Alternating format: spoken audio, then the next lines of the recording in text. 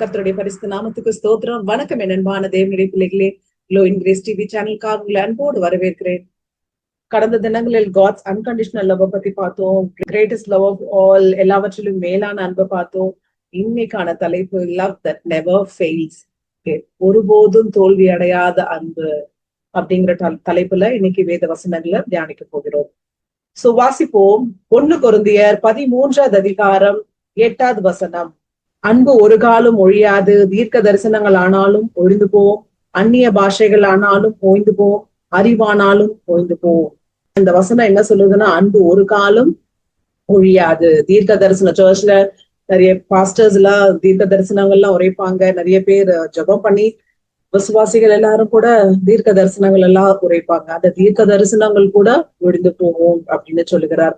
அந்நிய பாஷை பேசினாலும் அதுவும் ஓய்ந்து போகும் அப்படின்னு சொல்லுகிறார். அறிவானாலும் ஒழிந்து போகும். எவ்வளவு படிச்சிருந்தாலும் சரி, அந்த அறிவும் கூட ஒழிந்து போகும் அப்படின்னு சொல்லுகிறார். சோ அப்படி அன்பு எப்படிப்பட்டதா இருக்கும்னா, முந்தைய வசனங்களை நம்ம வாசிப்போம். 4-7 வசனங்களை வரைக்கும் வாசிப்போம். அன்பு நீடிய சாந்தமும் தயவும் உள்ளது, அன்புக்கு பொறாமை இல்லை, அன்பு தன்னை புகழாது, இருமாப்பா இராது, அயோக்கியமானதை செய்யாது, தற்பொழிவை நாடாது, சினமடையாது, தீங்கு நினையாது, அநியாயத்தில் சந்தோஷப்படாமல் சத்தியத்தில் சந்தோஷப்படும், சகலத்தையும் தாங்கும், சகலத்தையும் விசுவாசிக்கும், சகலத்தையும் நம்பும், சகலத்தையும் சகிக்கும். சோ அன்பு எப்படிப்பட்டது? நீடிய சாந்தம் உடையது. சோ நீடிய சாந்தமா இருக்கக்கூடியதுதான் அன்பு. அன்புக்கு பொறாமையே இல்லை. அன்பா இருக்கிறவங்களுக்கு பொறாமையே கிடையாது. அன்பு தன்னை புகழாது. தன்னை தானே பிரைஸ் பண்ணிட்டு நிறைய பேர் பேசுவாங்க இல்லையா, நான் இதை செஞ்சேன், நான் அதை செஞ்சேன்னு சொல்லி. அன்பு இருக்கிறவங்க தன்னைத்தானே புகழ்ந்துக்க மாட்டாங்க, இருமாப்பா இருக்க மாட்டாங்க. அந்த ப்ரௌட் பீப்புளா நம்ம இருக்க மாட்டோம். அயோக்கியமானதை செய்ய மாட்டாங்க. அன்பா இருக்கிறவங்க அயோக்கியமானதை செய்யவே மாட்டாங்க. தற்பொழிவை நாட மாட்டாங்க, சினமடையவே அடையாது, கோபமே பட மாட்டாங்க. இயேசு கிறிஸ்துவானவர் கூட ஒரே ஒரு இடத்துலதான் கோபப்பட்டிருக்கிறார். என்னுடைய தேவனுடைய ஆலயத்தை கல்லர் குகையாய் மாற்றினீங்களே அப்படின்னு சொல்லி அந்த இடத்துல மட்டும்தான் ஆண்டவர் கோபப்பட்டிருக்கிறார். எந்த இடத்துலயுமே ஆண்டவர் சினம் அடையவே இல்லை. சோ தீங்கு நினைக்காதது. அன்பு இருக்கிறவங்க தீங்கு நினைக்க மாட்டாங்க. அநியாயத்தில் சந்தோஷப்படாமல் சத்தியத்தில் சந்தோஷப்படும். சத்தியம்ல உண்மையில சந்தோஷப்படுவாங்க. சகலத்தையும் தாங்கும், சகலத்தையும் விசுவசிக்கும், சகலத்தையும் நம்பும், சகலத்தையும் சகிக்கும்.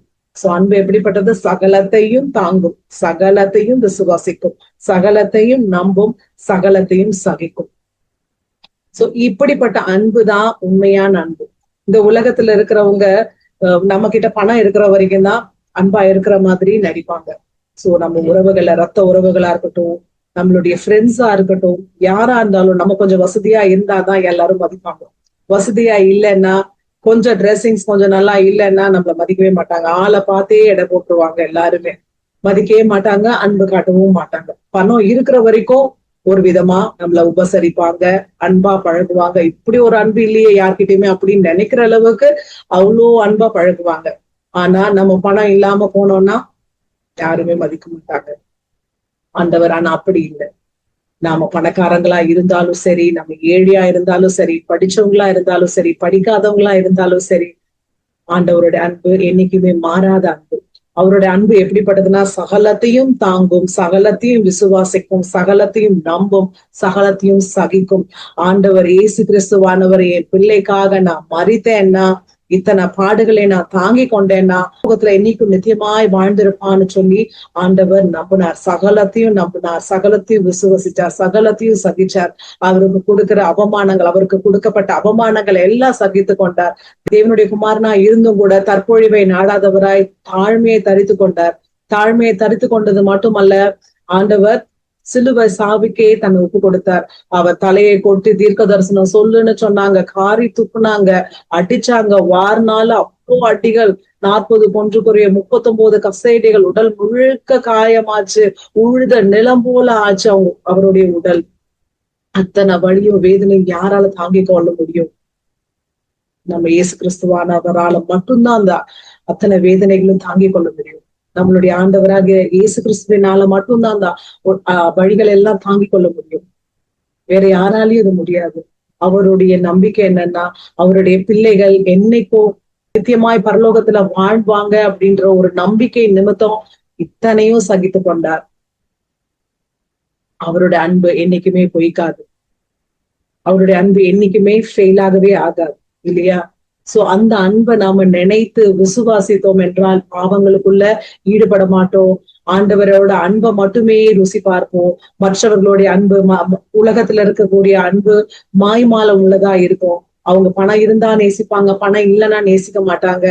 அந்த அன்பை நாம நேசிச்சுட்டு அந்த அன்புக்காக ஏங்கி கொண்டு தன்னைத்தானே வருத்தி கொள்கிறவர்களா நாம இருக்க மாட்டோம்.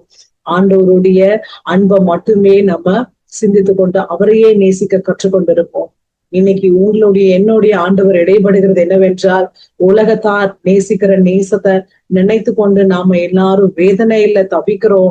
அவங்க நேசிக்க மாட்டாங்களா, இவங்க நேசிக்க மாட்டாங்களான்னு சொல்லி நம்ம வேதனையில ஏக்கத்துல தவித்து கொண்டிருக்கிறோம்.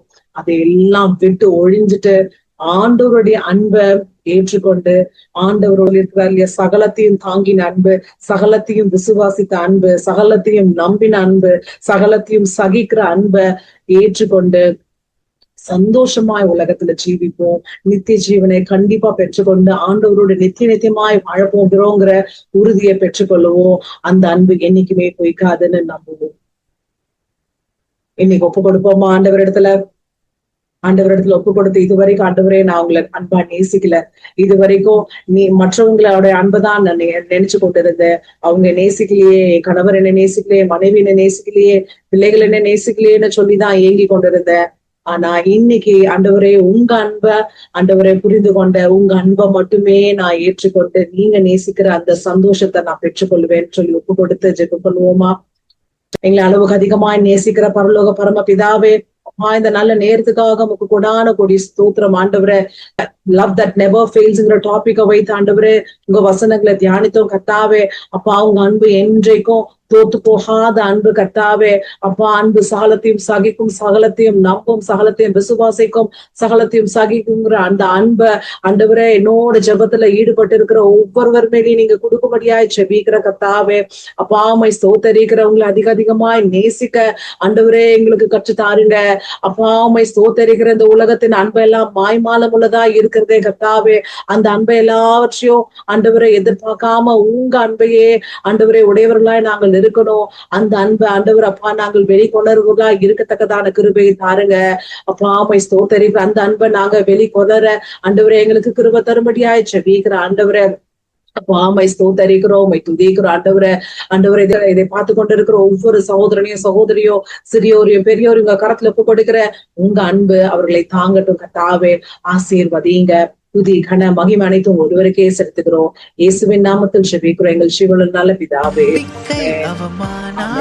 God bless you all.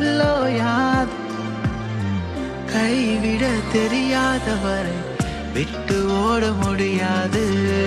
உம்மை விட்டால் நம்புவதற்கு வேற யாரும் கிடையாது. கைவிட தெரியாதவரை விட்டு ஓட முடியாது. உம்மை விட்டால்